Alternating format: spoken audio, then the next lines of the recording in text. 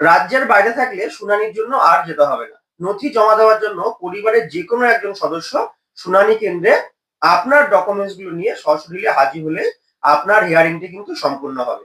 তো এই সুবিধা কারা কারা পাবে বা এই ছাড়টি কারা কারা পেয়েছে, তো সেটা অবশ্যই একবার আমরা দেখে নেব। চলুন দেখে নিই। দেখুন, এক পাশে আমি নির্বাচন কমিশনের যে অর্ডার, সেই অর্ডারটি দেখাচ্ছি, আর এক পাশে আনন্দবাজার পত্রিকার যে প্রতিবেদন সেটা দেখাচ্ছি। তো সেখানে বলা আছে, রাজ্যের বাইরে থাকলে শুনানির জন্য যেতেই হবে না, নথি জমা দিতে পারবেন পরিবারের কেউ, জানালো কমিশন। কাদের কাদের ছাড়? পড়াশোনা, চিকিৎসা বা পেশাগত কারণে রাজ্যের বাইরে থাকলে ভোটার তালিকার বিশেষ নিবিড় সংশোধনের শুনানিতে সশরীরে হাজিরা দিতে হবে না। পরিবর্তে ওই ভোটারের পরিবারের কোনো সদস্য শুনানি কেন্দ্রে নথি নিয়ে গেলেই হবে। বৃহস্পতিবার এই মর্মে নির্দেশিকা জারি করেছে নির্বাচন কমিশন, যেটা আমি আপনাদেরকে স্ক্রিনে দেখাচ্ছি। তা পাঠিয়ে দেওয়া হয়েছে সমস্ত জেলার নির্বাচনী আধিকারিককে। শুনানি কেন্দ্রে সশরীরে হাজিরা দেওয়ার ক্ষেত্রে কারা কারা ছাড় পাচ্ছেন? কমিশন জানিয়েছে, পড়াশোনা ও চিকিৎসার কারণে যারা সাময়িকভাবে রাজ্যের বাইরে আছেন তারা ছাড় পাবে।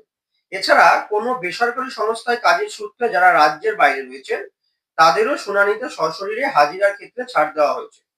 নো ম্যাপিং এবং এনুমারেশন ফর্মে তথ্যগত অসঙ্গতির কারণে এই ভোটারদের কাউকে শুনানির নোটিশ ধরানো হলে তাদের সশরীরে হাজিরা দিতে হবে না। পরিবর্তে তাদের পরিবারের কোনো সদস্য উপযুক্ত নথি নিয়ে শুনানি কেন্দ্রে যাবেন। রাজ্য ও কেন্দ্রীয় সরকারি কর্মচারীরাও এই ক্ষেত্রে ছাড় পাচ্ছেন।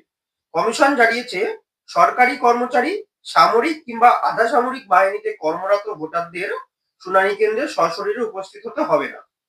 সরকারি কর্মীদের মধ্যে যারা রাজ্যের বাইরে কর্মরত তারাও ছাড় পাবেন। এক্ষেত্রেও সংশ্লিষ্ট ভোটারের পরিবারের কোনো সদস্যকে শুনানি কেন্দ্রে নথি নিয়ে যেতে হবে। সশরীরে হাজিরার ক্ষেত্রে যে প্রক্রিয়া মেনে শুনানি হতো, এই সমস্ত ক্ষেত্রেও তাই হবে। পরিবারের সদস্যদের অবশ্য দুই ধরনের নথি নিয়ে শুনানি কেন্দ্রে যেতে হবে। প্রথমে শুনানিতে ডাক পাওয়া ভোটারের সঙ্গে তার সম্পর্কের নথি কমিশনের প্রতিনিধিকে দেখাতে হবে। তারপর ওই ভোটারের এসআইআর সংক্রান্ত নথি জমা দিতে হবে। কমিশন এসআইআর এর জন্য যে 13টি নথির তালিকা প্রকাশ করেছিল, শুনানিতে তার মধ্যে যে কোনো একটি দেখালেই হবে। কমিশন আগেই জানিয়েছিল, 85 বছর বা তার বেশি বয়সী ভোটারদের শুনানি কেন্দ্রে হাজিরা দিতে হবে না। তাদের বাড়িতে কমিশনের প্রতিনিধি যাবেন এবং শুনানি প্রক্রিয়া সম্পূর্ণ করবেন।